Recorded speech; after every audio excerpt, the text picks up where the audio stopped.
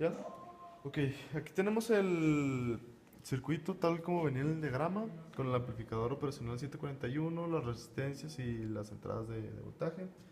Estamos aquí alimentando, polarizando el amplificador operacional con más y menos 15 voltios de cada entrada. Tenemos aquí la fuente de poder de un voltio, de un voltaje de pico pico con 10 Hz. Este, con 10 Hz. Ya como la operacional, la relación entre las resistencias es igual a uno, aquí en el osciloscopio vemos que realmente no se amplificó la señal, sigue siendo 10 Hz y un voltio de voltaje pico pico.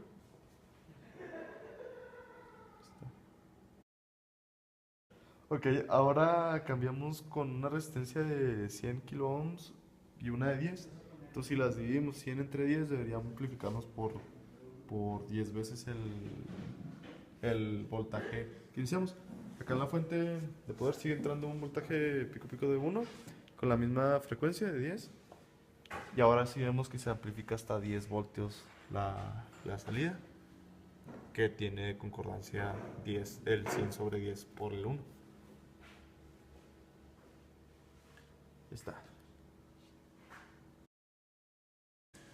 Ok, ahora conectamos la resistencia de 1 kilo ohm y la de 10. En vez de ser un amplificador, sería como un reductor. Seguimos mandando un voltaje de pico a pico. Y ahora si vemos en el osciloscopio que la respuesta de pico a pico baja hasta 140 milivoltios. Más o menos esperábamos como punto, o sea, 1000 milis, pero nos dio 140, algo aproximado.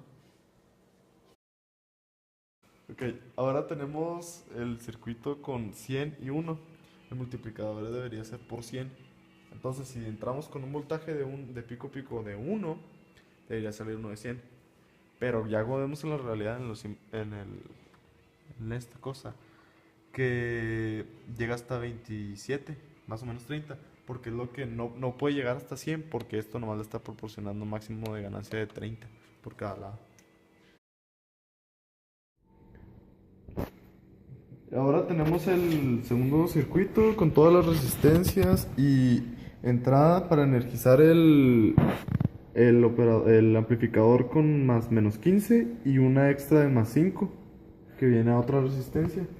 Ya después de conectada la onda y activada la energización, tenemos aquí que la onda senoidal se desfasa exactamente como si fuera un coseno en vez de ser un seno.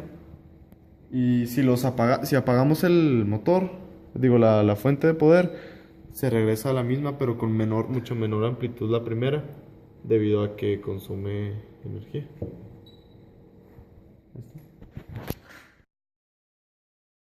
Ahora cambiamos la resistencia 1 por la resistencia 3 como decía el diagrama.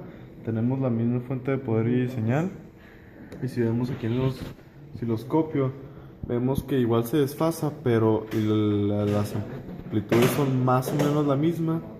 Pero la señal de salida tiene mucho más ruido generado que la de entrada.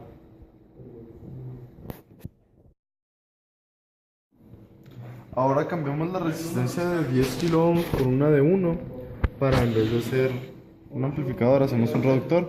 Si vemos en el osciloscopio, vemos que se reduce la verde siendo la entrada y la amarilla siendo la salida. La salida se reduce en sobre 10, que sería 1 sobre 10, la relación que tiene, como habíamos visto en los primeros ejercicios. Si lo apagamos, se sigue viendo con las mismas, con el mismo frecuencia o periodo. Circuito con el capacitor y la resistencia de 10 kilo ohms, mandando una señal escalón de voltaje de pico pico 1. Cuando ya, si tenemos apagado el circuito, vemos que la señal de salida y la entrada, la salida siendo esta, es exactamente igual, coinciden en los mismos puntos. Ahora, si encendemos el circuito, se puede ver que empieza a conseguir las puntas entre sí. Donde termina uno empieza el otro. Los escalones del capacitor, esto porque se carga y se descarga. y vas tendiendo a subir porque se carga más el capacitor, no libera toda la carga.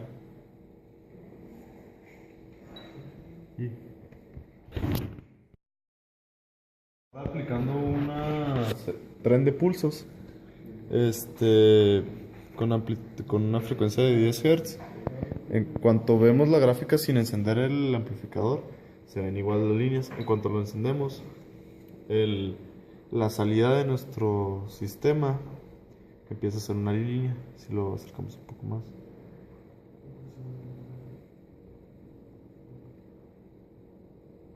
empieza a hacerse una línea con los mismos subidas y caídas que cuando mandamos una señal de encendido y apagado.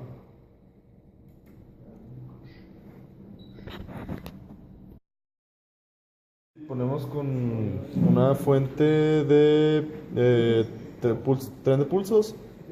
Vemos que en la gráfica se ve diferente, pero al momento de encenderlo, vemos que esta es nuestra entrada y esta siendo nuestra salida. Nuestra salida ahora es un intermitente, escalón.